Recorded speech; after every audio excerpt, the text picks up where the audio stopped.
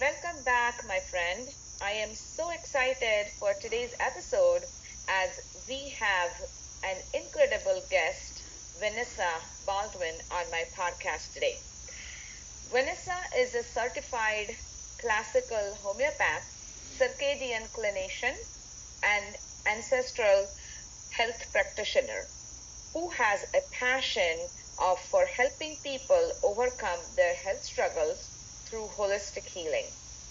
After her own challenging health journey, Vanessa discovered the power of circadian biology and homeopathy, and now she uses her personal experience to guide others toward optimal well being.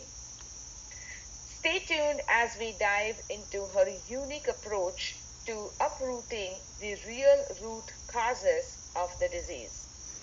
Today's episode is all about the quantum healing power of sunlight, circadian rhythms, and homeopathy. Welcome, Vanessa. I am so glad you have joined me today. Oh, thank you so much for having me. It's an honor, truly. Thank you. Really appreciate it. Absolutely. So let's get started, as I'm sure our listeners are absolutely very excited. So I'm going to ask you, can you please share with the listeners about your journey, or if there's a story that you would like to share with the listeners? I'm sure that will be very interesting for listeners to listen to. Yeah, absolutely. So, of course, I think like all healers, we have our own story, right, of hardship, and it's usually either hardship on ourselves or hardship on a loved one, right? And for me, it was myself. I had my own healing crisis, as I would say.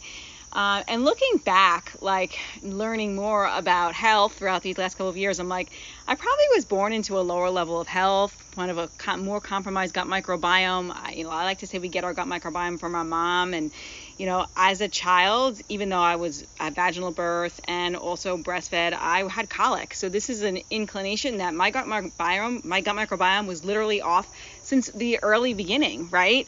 And at age 5, I was dealing with chronic bladder infections. So this is also another symptom that something is off in my body. There's definitely imbalances. And unfortunately, I was brought up in a very conventional household. We weren't really taught anything about, my mom wasn't taught anything about anything natural. It was go to your doctor. And what did my doctor do for long-term bladder infections? Is he put me on long-term antibiotics prophylactically. So I was on antibiotics for a minimal of 3 years as a child. So I'm sure your listeners know, since this, podcast is about gut health, the detriment that had on my gut microbiome as a child was huge. I mean, your gut microbiome needs a diverse, beneficial bacteria there. And I know a lot of that was probably wiped out at that time. And then, of course, that did not solve the problem, being on long-term antibiotics. So I continue to have bladder infections like throughout my whole life. It was always a cycle of bladder infections, antifungals. So bladder, yeast. So I take antibiotics and antifungals, antibiotics and antifungals. And it was just this chronic merry-go-round. And none of the practitioners that I ever saw, which were all allopathic, ever questioned, like, well, why does this keep happening? Like, what is going on? Like, why does she keep suffering with these same things? And eventually I just continued to just take the medications that they said. I didn't question it then at that time either. And what happened is as I got older and I had my own children, I was a special ed teacher for 15 years. That was my past life, I like to say, my past career. And, other things started to come into play. And one of them was obesity. I used to be 60 pounds heavier than this, and I'm only 5 foot. So that was quite a lot of weight that I was carrying. And a lot of hormonal dysregulation, like, typical PMS and painful periods. And it was a tough time of the month for me every time of the month when it came around. So a lot of hormonal metabolic disorders are starting to set in. And what I decided to do to take charge of my health at that time, when I just was following a very conventional thinking, was, it's diet and exercise. I must be diet and exercise, right? So I went to Weight Watchers and I started doing a lot of exercising. And while I did lose 60 pounds during that time, I was not considering food quality. I was only considering quantity, like calorie intake at that time. So I was just eating whatever I could to stay in my point. So instead of choosing things like healthy fats like butter, I would go to things like spray butter or margarine, or I would go to things like Premier Protein instead of real milk, because I wasn't considering, I wasn't in this world. I didn't know what health food was. I just wanted to lose weight. And so you were losing weight, but you were not necessarily healthy. Right, and that is such an important topic to bring up, and I'm so glad you said that, because on the outside, I look super healthy. I look really thin now. I'm running, doing chronic cardio, I exercise, I do yoga, I do meditation, I'm doing all the healthy things that we should do. I eat tons of fruits and vegetables. You know, I did eat a lot of fruits and vegetables at that time, but on the inside, my health starts to crumble, and I do think it was eating a low-fat diet was probably not really a great point either. I was definitely on the low-fat end in that time. And what happened is I started to develop autoimmunity. So the first thing I got was Raynaud's. I don't know if you know that, where it's like your fingers will turn yellow in the cold typically, and it's like your circulation is really off. Correct. And then I got some giant bald spots in my head from alopecia areata. Oh, really? Yeah, that was happening. I did that. I was on that cycle for about 3 or 4 years, just trying to help it with like cortisone injections, which obviously is not a solution. It's just a Band-Aid. And it would just move it. It would move it from one spot to the next, right? So I had those that I was dealing with. And then I got a diagnosis of interstitial cystitis. So now the bladder infection is not actually just like antibiotics couldn't solve it. It was now chronic inflammation of the bladder. And then during the pandemic time, I was virtual teaching as a special ed teacher, a lot of screen time, a lot of times exposed to artificial lights, non-native EMFs. And I started developing more symptoms like fatigue, chill, like always feeling cold, a lot of joint pain. And it wound up being diagnosis of Hashimoto's. So it was like all these autoimmune issues started like popping up.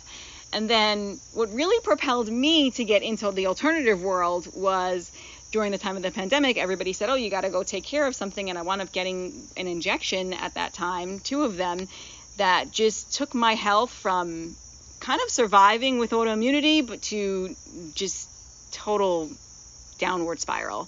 Unfortunately, I wound up having a very severe reaction. So I had chronic panic attacks, like that I was laying on my classroom floor where I could not get up. My pain was really, really intense, not only in the bladder, but just in my joints as well. I was depressed, where I couldn't even get through my teaching. I had to teach my kids on Zoom, and I was so depressed that I couldn't even get through my lessons on Zoom without crying. And I remember going to my colleagues and saying, I don't know why I'm crying. I don't know what's wrong with me. And I had just all this neuroinflammation that was going on. And then chronic gut symptoms. So chronic diarrhea happened as well.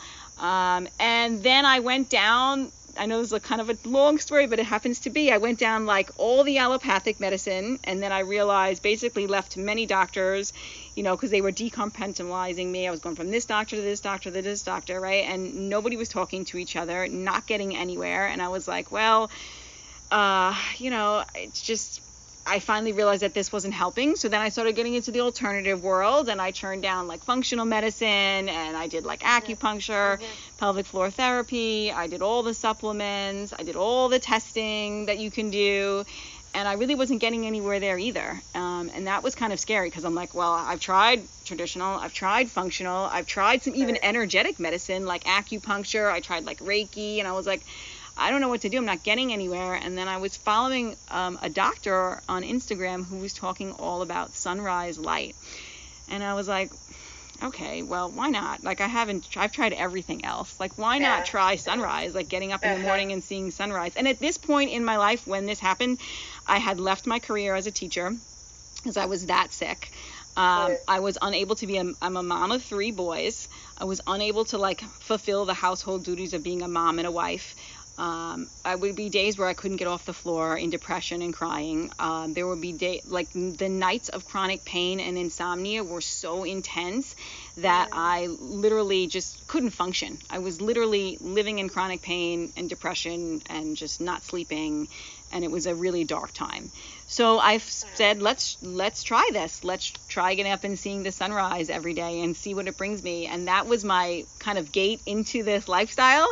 Because getting up and seeing the sunrise and also earthing at that time. And honestly, I was in such a debilitated state that I would just sit there. So I basically would, it was a chillier season because it was a fall season when I started doing this. So I would, bundle up a little bit. I'd get a blanket to sit on. I put my feet in the grass, bare feet still, and I'd sit on my front porch and my front lawn, and I'd be out at the sunrise, and I'd sit there for quite some time and just like try to just hang out and relax and just be. And that's when I started noticing things start to shift.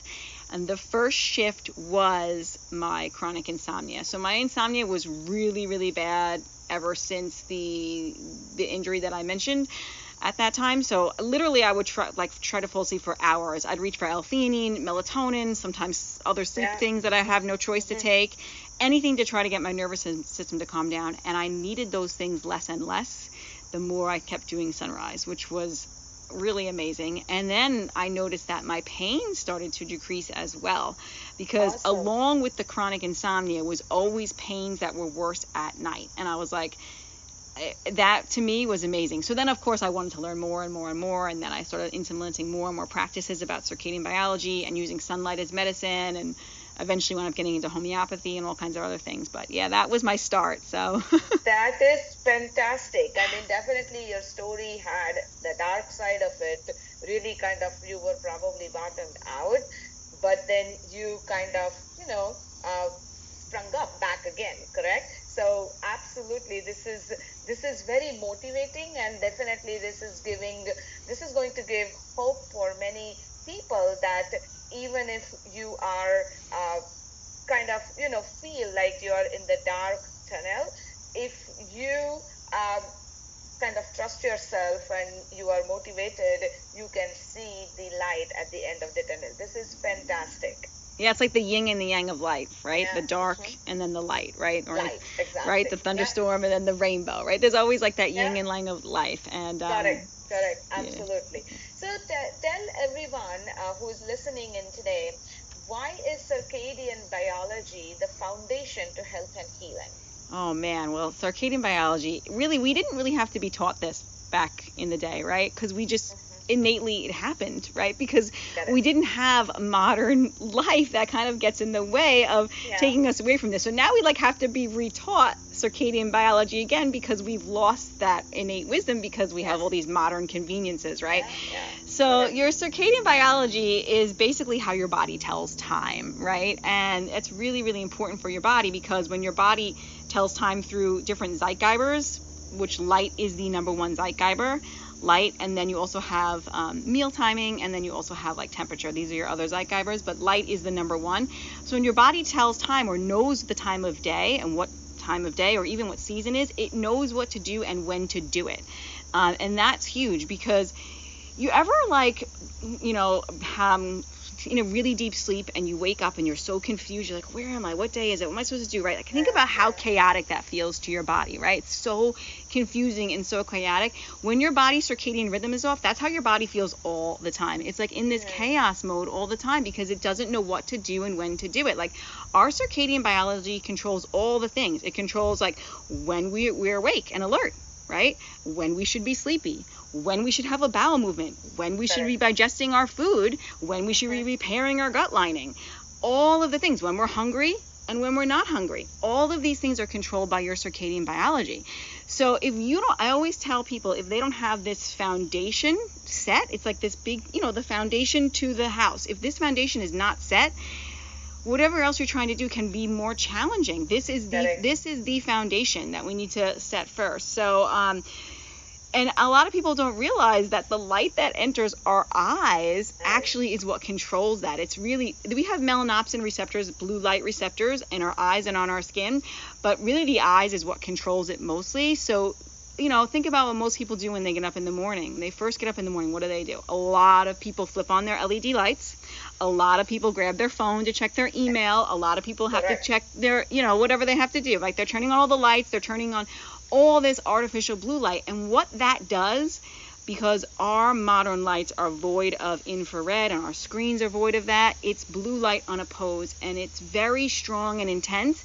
And then what it does is it tells your eyes, it sends this message to your eyes to what we have this called the suprachiasmatic nucleus. It's like our clock in our brain that goes into our hypothalamus. And this is our master clock. It sends a message to this master clock we have in our brain that it's noon in June every time you do that.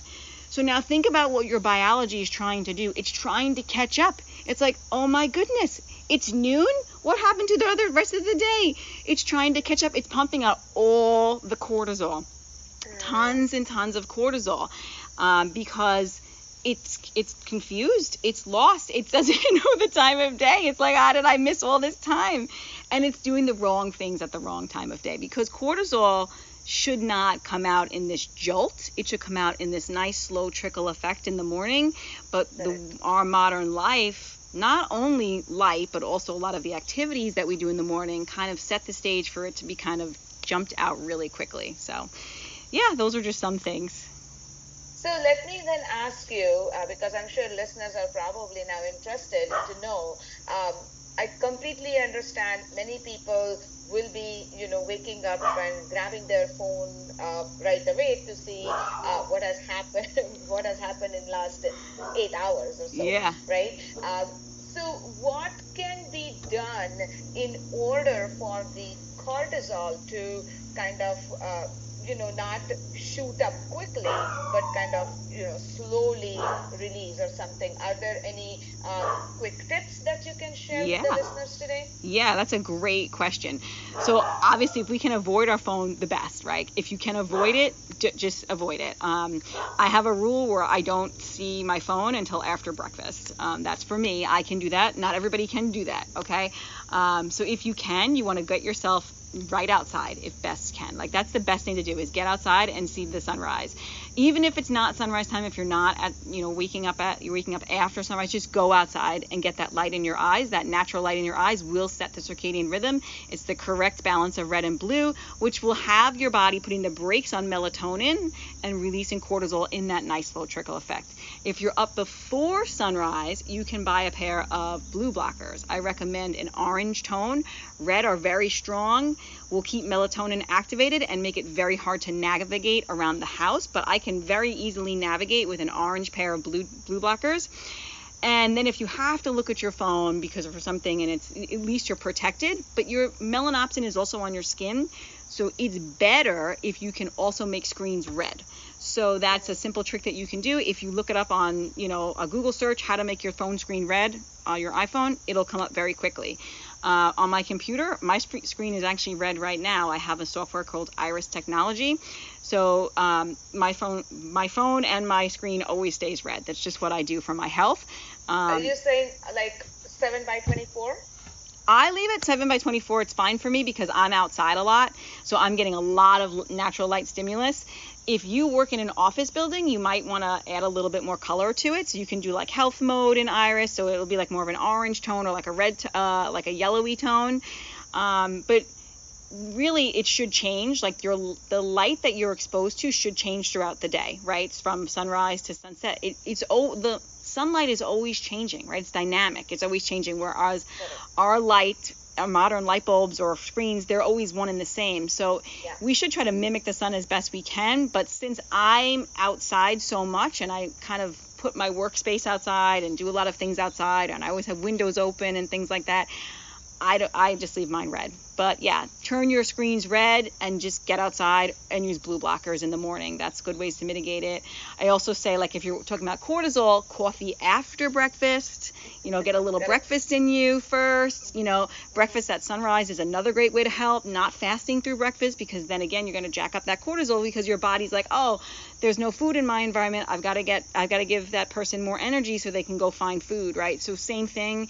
Like, no workouts, before breakfast, things like that, if we're talking about cortisol. But yeah, those are all helpful tips. Well, that's wonderful. Thank you for sharing those tips. Yeah. So moving on to our next question, how is sunlight and our circadian biology impact our gut health? Oh man, this is so important. Okay, so I think the best way, let's start with circadian biology. We have a master antioxidant in our body called melatonin. And melatonin is supposed to come in every night and help us kind of run the dishwasher, or like think of it like the janitor that's cleaning up everything, right, in the classroom every night, right after the students leave. It's supposed to perform two key cellular repair processes called autophagy and apoptosis, which autophagy means cellular cleanup, and then apoptosis is cell death, right? So cell repair and cell death. And if you are not honoring the darkness, because as much as sunlight is important, darkness is also really important. Okay, think about what most modern people are doing. They get home from work, all their LED lights are on, all their TV screens are on, they're on the computers, they're working late at night. It's very bright in our environment, okay? And when we have all of that blue light, because blue light is how the body tells time, and every time the body sees blue light, it thinks it's daytime. And when it thinks it's daytime, it's making cortisol. And cortisol and melatonin are in a seesaw pattern. So every single time the body is exposed to that bright blue light, it's going to make more cortisol and suppress melatonin. Now, if you continually suppressing melatonin night after night after night after night, guess what? You're not running the dishwasher. The janitor's not coming up and cleaning up the mess, right? So this is affecting your gut lining and your gut repair, because this is when we are supposed to be repairing that gut lining. The gut lining is supposed to turn over every 3 days, actually. But most people, that's just not happening, because melatonin, to be secreted from the pineal gland, needs about 4 hours of darkness for that to happen. Think about how late that happens in most people if they're watching TV or have bright lights on, because even a little bit of blue light in your environment, I'm talking about even if your room is dark and all your lights are off, but you have your windows, like no blackout curtains or anything like that, and you're getting artificial light from, the neighboring houses, yeah, that's going to shunt melatonin, okay?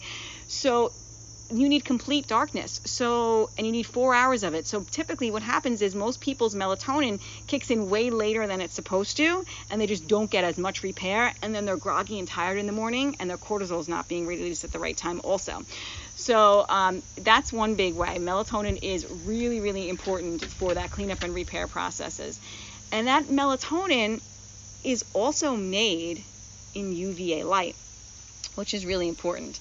So in our eyes, we have what we call aromatic amino acids, okay? And the way that we make melatonin is a pathway through tryptophan. So tryptophan is an essential amino acid that we have to eat, right? We eat it from different foods, right? We have to eat the animal foods, like animal foods, dairy, other foods have it in it. And when we eat those foods, we have this tryptophan in our eyes, and it's waiting to capture UV light specifically. It's waiting. It's like waiting to capture those photons.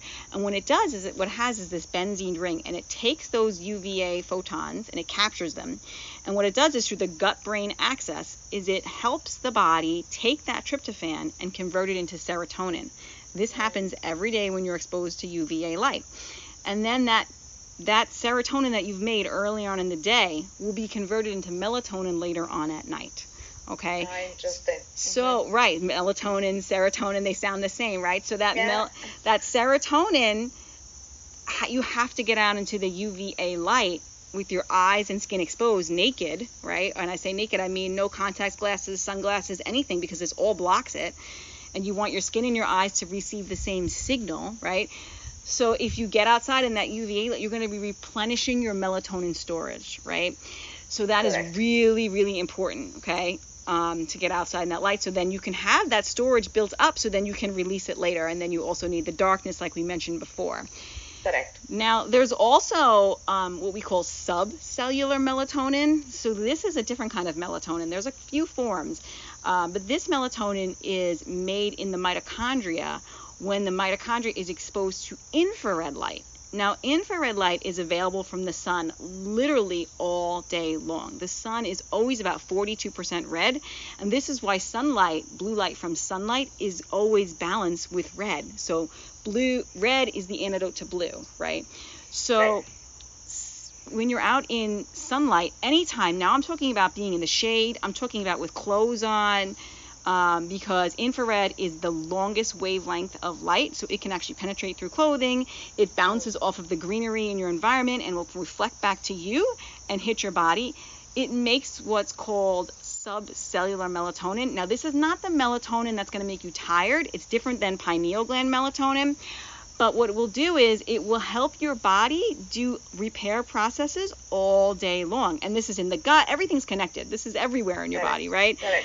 So it's going to go wherever the body needs repair. So that's another really important way that sunlight is really healing for us. And then there's the other light spectrums like the UV and the blue. They help diversify the gut microbiome. They help, get rid of pathogenic bacteria. In fact, all kinds of like heavy metals can be removed, parasites, bacteria. It helps rebalance the gut flora. But the thing about blue and UV especially is it's a shorter wavelength of light. So you need the skin penetration. You cannot have clothing blocking it. So if you're wearing lotions or if you're wearing clothing, that's going to block those healing frequencies. So you want to make sure that your skin is exposed, unopposed. And I love to say getting your gut in sunlight is one of the best things that you can do for your health, because it's really going to help maximize all of that, because UV light only penetrates a few centimeters deep and you really want to help that. Yeah. Correct. Yeah. This is a great information. Oh, good. I'm so glad. Yeah. So how honoring light and dark cycles with seasonal eating impacts our health? Oh, yeah. This is such a great question. I love it. So I'm a big promoter of seasonal eating. And the reason why is because food is really an energetic barcode of energy and information, right? So when you're eating, say, a cucumber, right? It's going to contain the light code of whatever it was grown under, okay? And our body takes that information in, and we want the information that we give our body to match the information of the light that we are exposed to. So meaning that if you're in summertime and you're exposed, if you live in a place where it has seasons, some people live in equatorial regions where the light is pretty much the same all the time, but I'm talking about people who live in seasons, right? So if you're in the summertime and you're exposed to a lot of strong UVB light, your gut is actually going to make different beneficial bacteria because of the light that you're exposed to help your body digest and absorb and assimilate more simple sugars, okay? And the cortisol that's going to be in your system should be higher in the summer than in the winter. And that will also help us with assimilating more like glucose-rich foods that are available in the summertime, right? So your biology is really expecting you to be eating the foods that are grown in your region, and these high like glucose containing, like I just grew some watermelons and some cantaloupes, like these are high glucose containing foods. My body is expecting that, and then the sunlight actually helps us deplete that excess glucose and then deuterium, which is another conversation, from our body. So it's like this match in our system where we are eating the foods from our local environment, and it's giving us the information that matches the light that we're exposed to, and this is what we call a circadian match, right? And then we go into wintertime. What happens in the wintertime? Where I live in like a northerly latitude is nothing really grows anymore. So now if I eat that same watermelon in the wintertime, in like say January, this is going to be a very confusing message to my body, because it's going to tell my body that, first of all, my body's not going to be making the beneficial bacteria to digest and absorb it, because my body's not doing that anymore because it's wintertime and I'm not exposed to strong UVB light anymore. So now my gut microbiome has shifted. The gut microbiome should actually change throughout each light season. So my body, when I eat that, is going to be very confused. It's going to be a circadian mismatch, and it's going to create more chaos and inflammation in my system, and I will have a harder time digesting, absorbing, and breaking that nutrition down from my body. So it's really important that we eat with the seasons, as best as we can. And we don't have to be so strict and rigid. We just have to just honor it as much as we can, because if we think about it ancestrally, We just naturally ate what was in season because it was all Correct. that was available to us. Available, Like, yep. you did Correct. not have another choice, right? Like, that was it. That's Yeah. what was here, is what was in season. You went to your neighbor to see what they were growing. You ate what was growing in your local environment. And honestly, that's how our biology evolved, and that's what's best for our biology. Not that I think the food is the only reason why we have chronic disease, but I do think, of course you want to avoid, That's I'm sure you talk. one of the major factors. Yeah, Correct. we Yep. want to avoid processed and packaged food as much as possible. You want to be eating real whole food. First, Correct. that is number one. And if you can get that real whole food to be local and seasonal to your environment, it's going to be that circadian match, and it's going to be a lot better for your body to digest, use, and absorb. And then I also would say, when it comes to like seasonal and circadian, you want to eat with the rhythm of the sun. So what I like to say is that another reason why your gut might not be repairing overnight is because you've eaten too late into the night. That's So right, when your yeah. body is having to digest at the wrong time of the day, right? Like say you ate some ice cream at 8, 9 o'clock at night, then that's going to shunt your body's ability to repair overnight.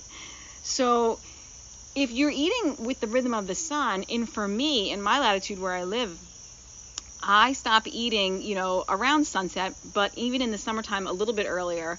But around sunset in the wintertime is 4 o'clock for me. And then your body gets a Correct. longer time to rest and repair, so you get more autophagy, more apoptosis, and more repairing in the winter, which is actually what winter should be. It should be a time and a season where we do more repairing and rest and rejuvenation, kind of like the bears. Like, I know we don't Correct. think of it like that, but we are like the bears in some ways, right? Right. Like Yeah, the rest of yeah, the we animals. are. Yeah. Correct. Yep. Yeah. Yeah. Okay. So hopefully I answered Wonderful. that. This is so good information. I'm just loving it, and I'm sure the listeners are also enjoying. Great. I'm so glad. Yep. Yeah. So, what is classical homeopathy, and when should someone see a homeopath? Yeah. Okay. So this is a great question too. So let's see if I can put it down really quickly. So homeopathy is basically an energetic imprint of a substance from nature. That's the best way to describe it. And basically it uses the principle of like cures like. Okay. So it takes a substance from nature and it's diluted and succussed down to a point that what's left is just the energetics. It's not actually that substance. So a common remedy that I use is arsenic amalgam, and people are like, wait a minute, you're going to give me arsenic? Well, actually, it's just an energetic imprint of arsenic. So it acts a little bit differently in the body than if you were to take arsenic. But what it does is it uses the principle of like cures like. So instead of suppressing or stopping symptoms, it supports the body. It's always a supportive mechanism. So let's use arsenic amalgam as an example. If you took arsenic in the crude form, a non-homeopathic form, it's going to cause, on the gastrointestinal level, it's going to cause burning, diarrhea. It's going to cause chills. It's going to cause vomiting. It's going to cause you to feel very anxious, maybe have sips of water. You'll be all bundled up. You might be restless at night, worse at night, right? All of these symptoms would come up in the crude form, right? Now, if you take it in the homeopathic form, if you're exuding those symptoms, arsenic amalgam will come in and cure those symptoms, okay? So that's how it works. It works in this like cures like mannerism. Now, when should somebody take homeopathy, or when they should well, first of all, when we're talking about gut health, right, we always want to use natural things that aren't going to suppress our symptoms, and we also want to use things that aren't going to disrupt our gut microbiome like allopathic medicines tend to do. So it's great to utilize homeopathy in acute situations, so colds, flus, any kind of things like that, because then you're avoiding taking things like antibiotics that mean anti-life, or having to take your over-the-counters, or things that are going to disrupt your gut microbiome, where homeopathy is only going to help enhance your level of health. So that's one reason to use homeopathy. And then the other reason is if you are stuck in a chronic disease state, and you have been trying to implement all of these things, like all the circadian biology practices, you have all the foundations down, you're eating a really clean diet, you're getting a good quality sleep, you're doing gentle movement, you're doing all the things, right? Everything. You're doing all the things. You're like, I don't know what's going on. I still feel stuck, which was my case we didn't get into why I got into homeopathy, is that even though my health improved greatly with circadian biology, I still had some stuck symptoms that were stagnant. I like to call them like energetic blockages, right? Or like bricks that are placed in our immune system that needed some to be shooken up, like needed some support to be shooken up, basically. So if you're doing all the things and you haven't really been able to make the traction that you've been wanting, that's when I would seek out a classical homeopath. Classical homeopathy, what the difference is it uses one remedy at a time instead of combination remedies or many remedies at a time. This way you can really hone in on seeing what's working, and also it's less confusing, I feel like, to the immune system. It's one direct path, for the body. So that's why I prefer it. And homeopathy is an amazing modality. So what the stuck energetic blockages can be from things like, suppressive medications that we've used, traumas that might need support, big griefs, shocks to the body that might have happened.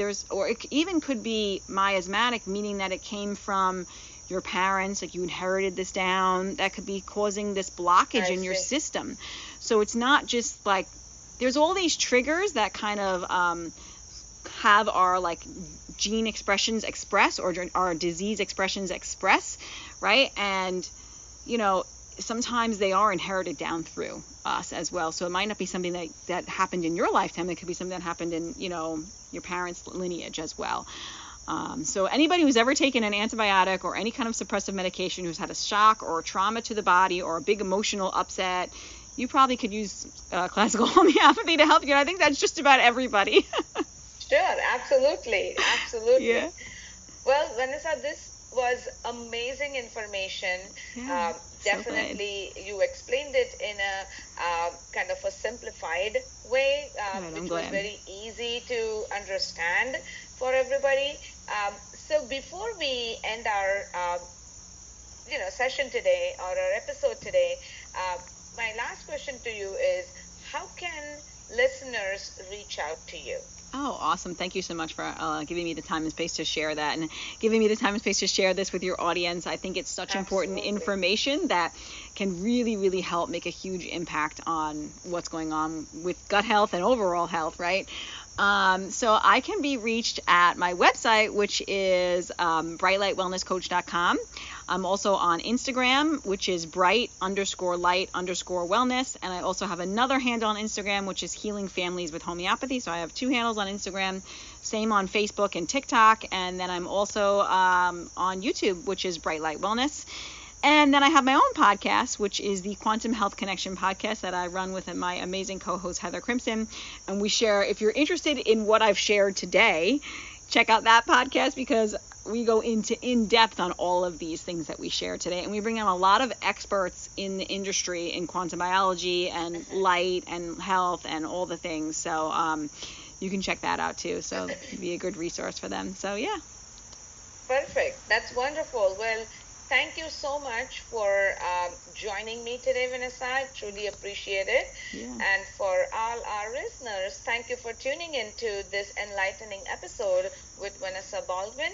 If you are looking for simple yet powerful lifestyle changes that can truly transform your health, Vanessa's story is one of inspiration and hope. Be sure to check out the links in the show notes for more information on how to connect with her. Until next time, remember, your gut health is the foundation to feeling your best. Keep making those small steps towards healthier you. Thanks again, everyone, for joining me. Thank you.